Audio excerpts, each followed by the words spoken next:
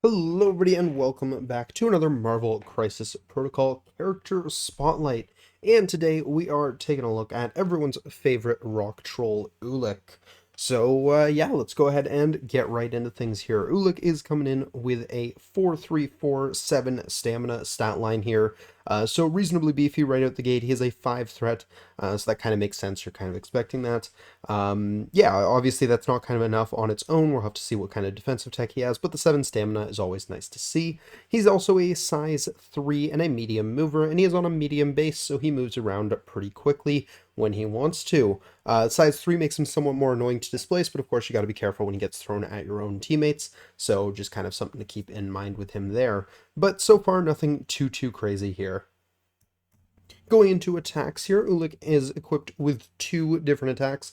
The first one is his builder here. This is a 0 cost, a 6 dice physical attack. It's only range 2, so you got to get up close for this one. But after the attack is resolved, you're going to gain power based on the damage you deal, so just your kind of standard builder effect there. But he does also have this wild push after the attack is resolved. If the target character is size 4 or less, you may push it small. Couple nice things with this. The first one obviously being size 4 or less. That's going to affect most characters in the game. There's only a small handful that won't be able to be pushed by this. And the push is any direction. So if you want to, send them through yourself to the rest of your team or something like that, maybe you're able to do that with this. So yeah, that's a really solid trigger to have.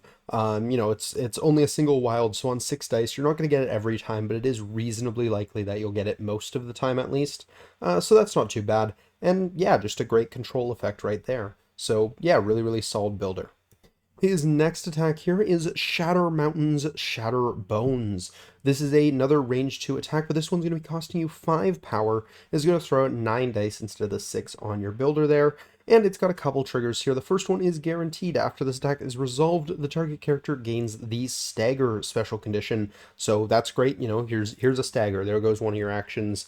Yeah, that definitely helps make it worth that 5 power. Of course, the extra dice don't hurt too. But then you also have this crit wild hit skull trigger, which is the shatter trigger. So after this attack is resolved, instead of inflicting a stagger special condition, if the target character does not have an activated token, you may give it an activated token. So this is obviously really big. I mean, it's not the most consistent trigger in the world, being 4 symbols of the 5 that are on the dice. But yeah, it's still really good. If you can, throw an activated token, especially on a higher threat character, it's going to be absolutely devastating. And even if you don't get that, you at least get the stagger there. So, that's still really good, especially again on those higher threat characters. For lower threat characters, you're just throwing a 9 dice attack. There's a decent chance you're just going to take things out with that anyways. So, yeah, really solid spender here. Definitely worth the 5 power in many cases, but he does have a lot of things to spend his power on. So, not always going to be the go-to. Definitely kind of a decision point you have to make sometimes. Speaking of the other things he can spend power on, let's go ahead and take a look at his superpowers here. The first one is Bad Manners. This is a 3-cost active superpower. It says choose an interactive terrain feature of size 4 or less and within range 2, and throw it medium. This superpower can be used only once per turn. Yeah, this is a, standard terrain throw here. Only up to size 4 makes sense. That's how most of them work. And within 2, so relatively close range. And then you get to throw it medium. So yeah, you get a little bit more distance. I'd say the average for terrain throws is probably small. So being able to throw medium is certainly nice. Unfortunately, not a character throw, so your only way of moving characters around is with that Pounder's attack up here. But still, size 4 terrain throws do a lot of damage, so great way if you need to, be able to hit more models in a turn, or you just really want to lay into one of them. You can kind of add this to your pool of different offensive tools here. So yeah, really solid, and I mean, size 4 terrain throws are good. Need I say more? The other superpower he has on his card here, or the other active superpower I should say, is Crushing Leap. This is another 3-cost superpower, and this one is going to be taking one of your actions as well, but you get to make a small advance and then be placed within range 2 of yourself. On a medium base, this is roughly equivalent to a long move. I can't remember if it was just under or just over. I want to say it was just over a long move. So yeah, really good.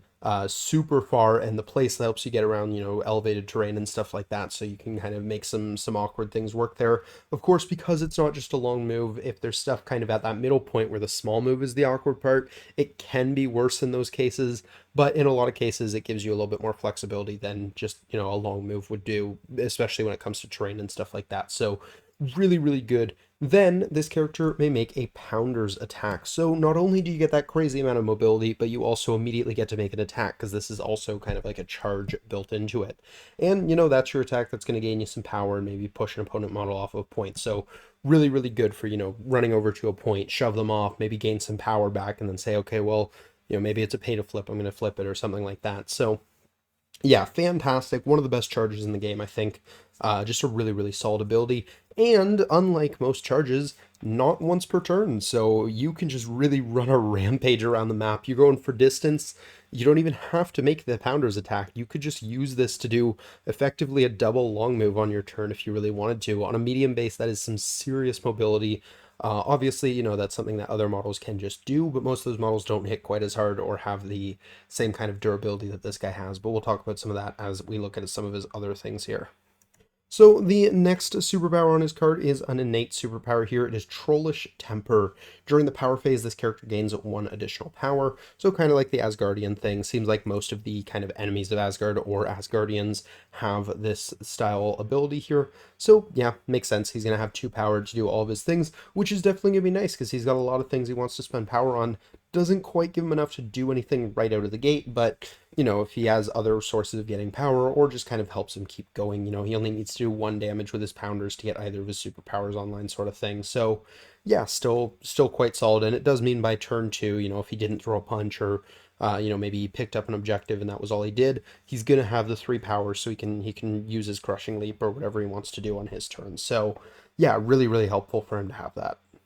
And the last superpower on the card here is Troll Hide. This is another innate power. When this character would suffer damage, reduce the amount suffered by 1 to a minimum of 1. So your standard damage reduction here, but on a model with 7 health and 4/3/4 defensive stats, that makes him fairly bulky. He's definitely not a model you can kind of just trivially take down. He does have that slight weak side on energy there, of course, but at the end of the day, the 1 die difference isn't really going to make too much of a difference, especially when his main defensive tech there is going to be that damage reduction. So yeah, makes him really, really obnoxious to take down sometimes, and yeah, that 7 health can go a long way with him. So yeah, super great stat line here. Ulik is very much just a model who's going to get into your opponent's face. He's going to be annoying to take down.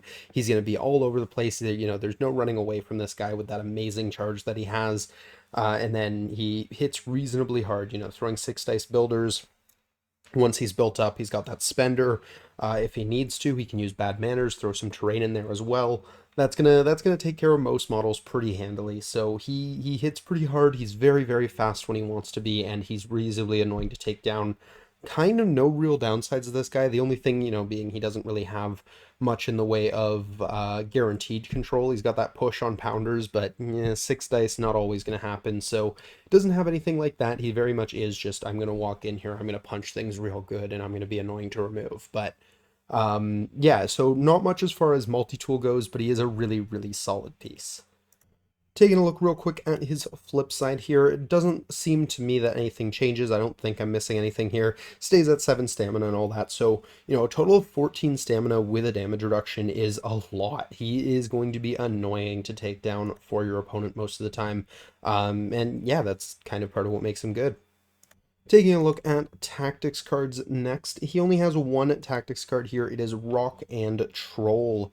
And this card is, in my opinion, a really fun card, but probably not the best and not super necessary on Ulik specifically. So what is it? It is an unaffiliated active card that he may spend 3 power to play this card. One of the fun things with it is it doesn't have to be his turn, so you can totally use this to kind of be like end of a round. Oh, they've shoved you off of a point. Well, no. Because after he spends his 3 power, he drops all objective tokens he is holding, so there's a downside to this, but then you place him within 5 of his current position, which is a crazy amount of distance, especially if you factor in that ability to effectively double long move on his turn if he wants. Ulik is very, very fast, so, this card really helps with that. I mean, place 5 is absurd. You can get a very significant distance with this. Why don't I think it's all that great most of the time? Unfortunately, he just doesn't really need it. He has that long move already kind of baked into his card there, and it's a charge, so he's not even giving up action economy to do it. He really doesn't need a range 5 place, especially one that's making him drop any objectives he's holding, because he is a really solid objective holder. I don't think this card's necessarily bad. You can use it in some niche scenarios to do really, really good. You need to chase a model down, and I don't know, you want to be able to spender them or something, so you don't want to use the charge because you might not be able to get enough power for it. Sure, something like that. Something like what I mentioned at the beginning. You got shoved off an objective, teleport yourself back on it, even though it's not his turn. Really, really useful for stuff like that. So there are definitely cases where this card can be really, really good and it can, make or break a game. But personally, I find a lot of the time it kind of ends up being that, seventh, eighth slot. I don't even really give it the sixth slot most of the time. It's the card that, I'll briefly consider and be like, no, these ones are probably better. So unfortunately, it doesn't make it a lot for me, but I do think it's a really, really cool card, and it's just kind of fun to be like, hey, I'm placing 5. I was here, and now I'm on the other side of the board is just really fun. Taking a look at affiliations, he is a member of 2 different affiliations, those being Cabal and Criminal Syndicate. So we'll go ahead and start looking at Cabal first. And in Cabal, I do think he's a really, really solid piece. I mean, we'll kind of go through leaders one by one here. Starting with the original Red Skull, I think he definitely appreciates the leadership here. He's going to be doing damage on average with his attacks, so gaining that extra power is going to be really, really nice for him. Just allowing him to, use that spender a little bit more, use his other superpowers a little bit more. He's kind of a model where his ideal turn would probably have 11 power. He could charge in and then make a spender or make his pounders attack, then make a spender attack, and then throw a piece of terrain if he really wants to. Which obviously is 11 power there. So if that pounders attack, well, it still needs to deal damage for the leadership here, but it'll help you if you have kind of more avenues of being able to do that, because maybe that pounders attack fails, but now your spender could do damage and gain you that 1 power you need to still be able to throw a piece of terrain or something like that. So yeah, it's one of those things that can kind of help you a little bit here and there with that last bit of power just to be able to do everything he wants to do. I don't think it's going to make or break him though. It's nice, but it's not really something he needs. Other models, models like Ulik, he's bulky, so he appreciates the healing. I totally said Ulik when I meant to say Malekith.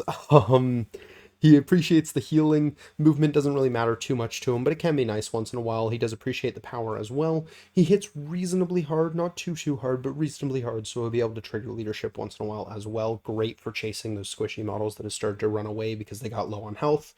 Really, really good for finishing those off and then giving the triggers to the rest of your team. So yeah, he's pretty solid there. The biggest issue being, he's a 5 threat and you're running a 7 threat leader, so running a little tight on threat there, but still really, really solid. Next, we have my favorite Cabal leader. We got Red Skull, Master of the World. And yeah, I think he's solid here. Gives him a little bit of extra offensive output when he needs it. So that's pretty nice. The skull into a crit thing doesn't help too much with his trigger. It does help in the world where you roll 2 skulls. You got the wild and you got the hit already. Or maybe you're going to fish for one of those on the crit. You could turn one of those skulls into a crit and hopefully get the trigger with that, but it's not going to go up too often where you have that kind of specific setup for it. So not the most useful for getting his triggers, but still doesn't hurt the odds either. So yeah, it's a very solid leadership kind of just in general. And I think in last week's, I did Sin a little bit of an injustice because I said Sin isn't a real leader, and I do think Sin's leadership is kind of a real leadership. It's not that bad, but it's more that Sin herself is a model that usually is kind of dragging down. But as far as the leadership goes, I do think he plays to it reasonably well. He's going to be great at, getting into your opponent's models' faces, the ones holding their objectives, and, getting to their backline objective points and things like that. So being able to kind of, have that extra, 50% chance of doing that extra objective game under Sin's leadership, I think is really, really solid. So, if you're running Sin, I do think he's an excellent choice for her. Outside of the leaderships, I don't think Ulik is a model that's really begging for any specific kind of support, but he is kind of missing a couple things. Most notably, he's missing any sort of dice consistency. So, in Cabal, you have access to models like Zemo, or even Strucker, who give you those rerolls. You got someone like Mordo, who can give you some extra dice on your attacks, which it can actually be really, really nice for getting that trigger on your spender attack there. So you have a few options that can kind of help out with stuff like that. I don't think he's really desperate for any of those things. That said, he does benefit a lot from some other things that can be provided, such as Hood's healing. Can be really nice for him. So there's a few things that he definitely appreciates from other models in Cabal, but I don't think he's really desperate for any one thing. So it's kind of hard to pick out like specific things other than those. Ulik's other affiliation is Criminal Syndicates. And, well, we'll start things out with the original leader here. We got Kingpin, and I think he's great for Kingpin. I mean, he's kind of everything that Kingpin's looking for. The only issue is, being a 5 threat, he's not letting you go quite as tall as sometimes Kingpin might want to go. Or rather, wide. Kingpin prefers, I think, generally, not necessarily a wide team, but wider. And 5 threat is not super helping that, but he is really good with the leadership. He's going to be healthy for a while. He's got that damage reduction. He's got lots of health, so he's great for that. And yeah, he's going to be really good at moving on to points and things like that. I actually think under Kingpin is one of the places where his card might be worth considering a little bit more, because that ability to teleport and encounter as two models is really meaningful as like kind of a surprise end of the round. Hey, he's also on this point now. So something like that could be really meaningful under Kingpin. And he's a great chase model when you do need to chase down those extracts and things like that. So yeah, I do really like him there. I think he's super valuable. And again, you can kind of push that defensiveness even more if you're bringing someone like Hood or something like that, where you can heal him up and stuff like that too. So yeah, really solid there.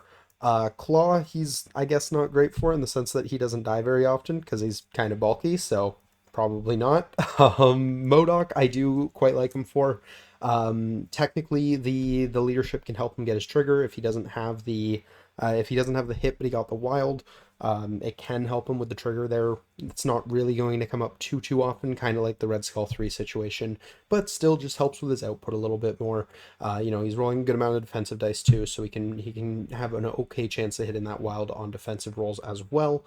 He's going to be great at, always being on points and stuff like that. It's because of, everything he does. So yeah, I think he's pretty solid for that. He's also a great model to kind of just throw attacks into.